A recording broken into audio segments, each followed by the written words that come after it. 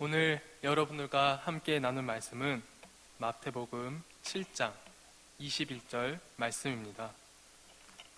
마태복음 7장 21절 말씀 제가 봉독하도록 하겠습니다.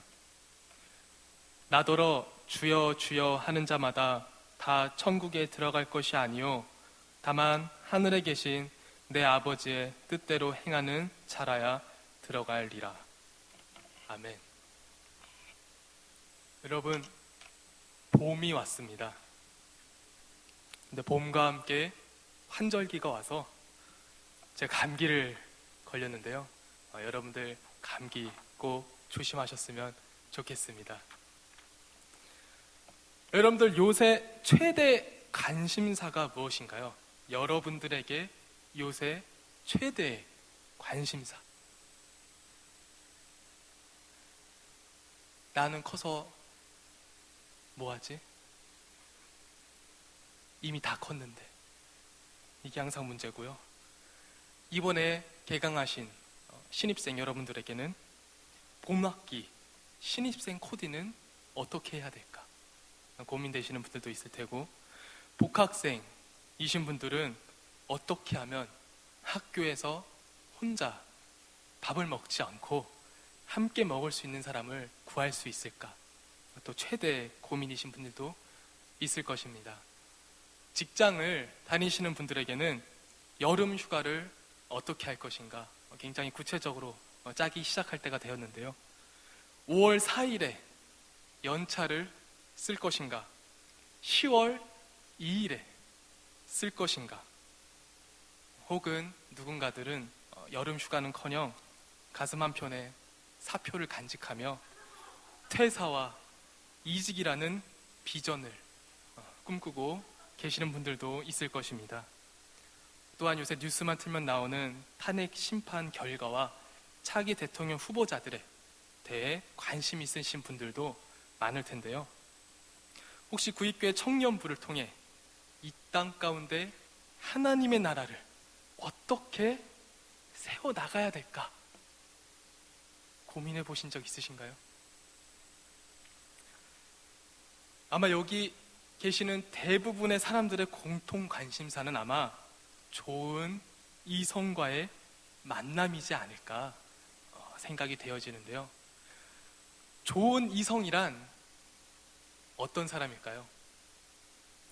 스타 강사 김미경 씨는 집과 차를 가지고 있는 사람이 아니라 30살 이후 서로 키워줄 수 있는 사람을 만나야 된다고, 김지윤 강사는 스펙과 좋은 외모가 아닌 사람을 봐야 한다고 말했습니다. 함께 결혼식만 하는 사람이 아닌 새벽 3시에 우는 아기를 달래줄 줄 알고 음식물 쓰레기를 잘 버려주는 결혼 생활을 할 수 있는 배우자를 만나야 된다고 말했습니다. 그럼 그 이성이 함께 결혼 생활을 할 수 있는 사람인지 아닌지는 어떻게 알 수 있을까요? 예수님께서는 물론 직접적으로 좋은 이성을 만나는 그런 얘기는 하진 않으셨지만, 예수님께서는 거짓 선지자들과 같이 겉으로 보여지는 것으로 사람을 알려고 하지 말고 열매로 그 사람이 어떤 사람인지 알아야 한다고 말씀하셨습니다. 명문대를 졸업하여 고액 연봉의 직장에 자가와 자차가 있으며 훌륭한 외모와 센스를 겸비한 교회 오빠, 교회 누나라는 꼬리표로 그 사람이 어떤 사람인지를 판단하는 것이 아니라 그들의 직업과 신분으로 어떤 삶을 살고 있는지를 그들을 판단하는 기준으로 삼아야 합니다. 왜냐하면 그들이 어떤 사람인지는 열매가 그들을 잘 드러내 보이기 때문입니다. 이와 같이 좋은 나무마다 아름다운 열매를 맺고 못된 나무가 나쁜 열매를 맺나니, 좋은 나무가 아름다운 열매를 맺듯이 좋은 사람은 아름다운 열매를 맺습니다. 그러므로 좋은 이성인지 아닌지는 데이트를 하면서 미션을 수행해야 됩니다. 과연 이 사람이 겉으로 보여지는 모습과 나한테 말하는 이 달콤한 말들과 실제 행동하는 그 가치관과 비전이 어떻게 차이점이 있는지 최대한 파악하는 게 우리 데이트 때 가장 큰 미션이지 않을까 생각이 되어집니다. 이렇게 사람이 사람을 볼 때 겉으로 보여지는 모습이 아닌 열매를 봐야 하듯이 예수님도 사람의 열매를 보십니다.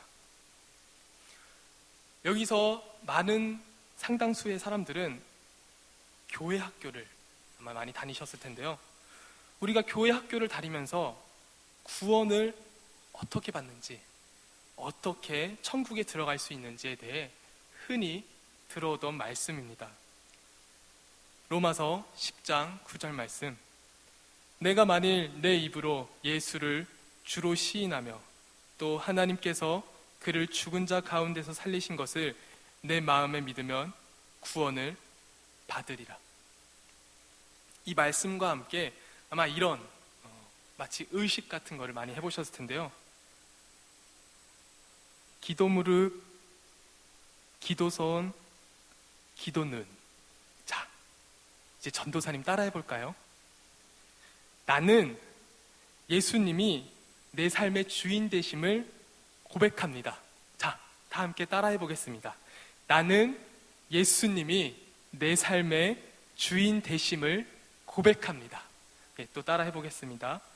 나는 예수님께서 우리의 죄를 용서해 주시기 위해 십자가에 달려 돌아가신 후 3일 만에 부활하심을 믿습니다. 자, 함께 고백할까요? 나는 예수님께서 우리의 죄를 용서해 주시기 위해 십자가에 달려 돌아가신 후 3일 만에 부활하심을 믿습니다. 아멘. 자, 이제 여러분들은 모두 구원받은 천국 백성이고 이제 여러분들은 죽어도 천국 갈 수 있습니다. 아멘? 아마 이런 말씀들을 교회 학교 때 많이 들어보셨을 텐데요. 근데 오늘 말씀은 조금 다른 이야기를 하고 있습니다. 마태복음 7장 21절 다시 한번 읽도록 하겠습니다. 나더러 주여 주여 하는 자마다 다 천국에 들어갈 것이 아니요 다만 하늘에 계신 내 아버지의 뜻대로 행하는 자라야 들어가리라. 방금 전에 뭐라고 했죠, 제가?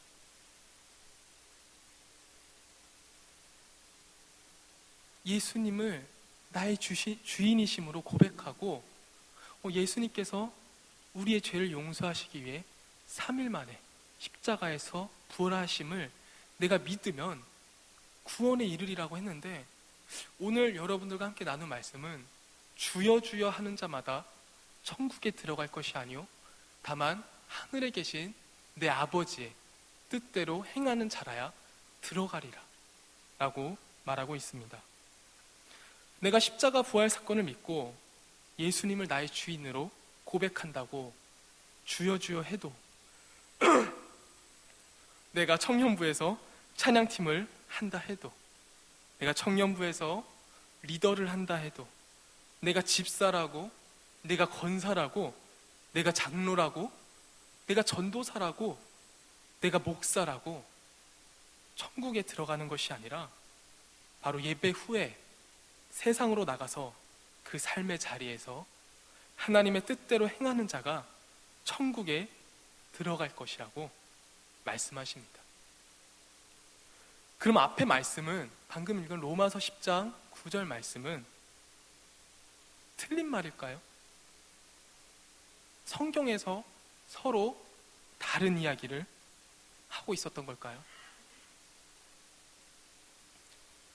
아니라는 거 여러분들 이미 아실 텐데요. 성경이 틀린 게 아닙니다. 우리의 고백이 틀린 것이죠. 우리의 믿음이 진심이 아닌 것입니다. 서론에서 얘기했다시피 이성 친구의 비교를 해보면은 굉장히 간단합니다. 우리가 여자친구를, 우리가 남자친구를 사랑한다고 말하지만 그 말에 진심이 없어 본 적 있으셨나요, 혹시? 굉장히 슬픈 이야기인데 사실 내가 여자친구를 사랑한다고 말하고 내가 남자친구를 사랑한다고 말은 앞으로 했지만 실제로 내가 사랑하지 않았을 때 우리는 그를 위해 데이트를 하는 시간조차 아까워합니다. 우리가 예수님을 주인이라고 시인했지만 내 주인은 사실 예수가 아니고 돈, 성, 권력에 있고 우리가 예수님이 십자가에 달리셨다고 또 부활하셨다고 믿는다고 고백했지만 내 삶에서는 부활한 예수가 없고 그냥 나와 상관없는 2000년 전에 죽은 좋은 할아버지의 좋은 말씀 정도인 것입니다. 그런 사람들은 예수님의 이름으로 선지자 노릇을 한다고 할지라도 예수님께서는 그들을 도무지 알지 못한다고 말씀하십니다. 하나님을 사랑한다고, 하나님을 믿는다고, 하나님의 나라 이 땅 가운데 세우겠다고 말로만 외쳤지 내 삶 가운데 하나님은 전혀 없고 나의 뜻만을 구한다면 우리의 신앙생활은 그저 극단적으로 말한다면 광적인 종교 활동으로 그쳐버릴 수 있다는 무서운 말씀입니다. 하나님께서는 이렇게 우리의 겉으로 보여지는 모습이 아닌 우리의 삶의 열매를 보십니다. 그럼 어떻게 하면 열매 맺는 삶을 살 수 있을까요? 사실 오늘 말씀은 예수님께서 산에 올라가셔서 제자들에게 설교를 하신 그 5장에서 7장까지 말씀의 마지막 피날레를 장식하는 부분입니다. 그래서 예수님께서는 나의 이 말을 듣고 행하는 자, 바로 이 어떤 말이냐면 제가 여러분들과 함께 5주간 설교를 나눴던 바로 복 누리세요. 사라져버릴 세상의 복이 아닌 영원한 하나님 나라의 복을 누리는. 그리고 두 번째로는 명함. 예수님께서 나를 존귀한 자로 여겨주셨으므로 이제는 더 이상 세상 기준에 기죽지 않고 하나님을 드러내는 명함이 되는. 또 이렇게 기도하라.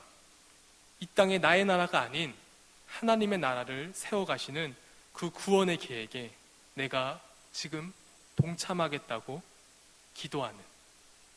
좋은 것, 우리를 하나님 나라의 백성으로 보증해 주시고 예수님의 말씀을 기억나게 하시고 예수의 증인된 삶을 살 수 있게 하시는 좋은 것, 바로 성령을 구하는 선택.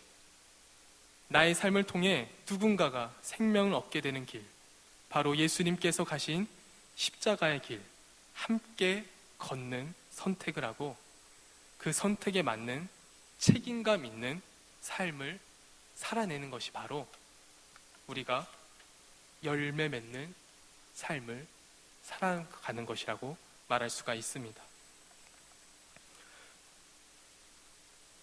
한 5주간의 설교를 간단하게 요약하고 어려운 단어들 또 비유들로 얘기를 했지만 여러분들 간단하게 요약하면 이겁니다. 결국 신앙생활은 선택과 책임입니다. 내가 어떤 것을 선택할지, 그리고 내가 그것을 선택했으면 그 선택에 책임지는 삶을 살아내는 것. 이것이 바로 예수님께서 우리에게 가르쳐 주신 신앙생활입니다. 그런데 이러한 삶은 누군가를 위해 내가 손해를 보거나 하나님만을 위한 것은 아닙니다. 생명의 길을 선택하여 책임감 있는 삶을 살아내는 사람들은 집을 반석 위에 지은 지혜로운 사람이지만, 진심이 없는 고백, 행위가 뒤따르지 않는 믿음을 가진 자는 마치 집을 모래 위에 지은 어리석은 사람같이 작은 시련에도, 작은 유혹에도 쉽게 무너져 내릴 수 있습니다. 결국 삶의 열매를 내는 것, 누군가를 위한 것, 하나님을 위한 것도 있지만 내 믿음, 내 신앙, 내 구원, 내 천국, 삶에 오는 여러 시련과 유혹 속에서 견고하게 무너지지 않게 하는 방법이 바로 신앙생활, 내가 선택한 그 길, 그리고 그 선택에 맞는 책임지는 삶입니다. 이번 주는 예수님의 고난을 기억하는 사순절 첫째 주일입니다. 여러분, 여태까지는 어떤 길을 선택하셨었나요? 그리고 그 선택에 맞는 책임지는 삶을 살고 계셨었나요?